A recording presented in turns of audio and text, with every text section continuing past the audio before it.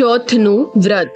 મહાવદ ચોથને દિવસે સંકટ ચોથ આવે છે, તે માટેનું વ્રત મહાસુદ ચોથથી શરૂ કરી દર માસે તે વ્રત પૂરું કરવું. રાત્રે ચંદ્ર ઉગે ત્યારે પૂજન કરવામાં આવે છે. જો ચંદ્ર ન ઉગે એટલે કે જો ચંદ્ર વાદળાથી ઢંકાયેલો હોય તો 6 ઘડી રાત જાય ત્યારે આ વ્રત કરવામાં આવે છે.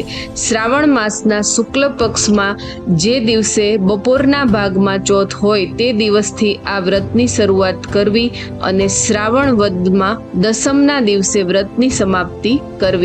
ભાદરવા સુદ ચોથને દિવસે ગણેશ ચોથનું વ્રત કરવામાં આવે છે.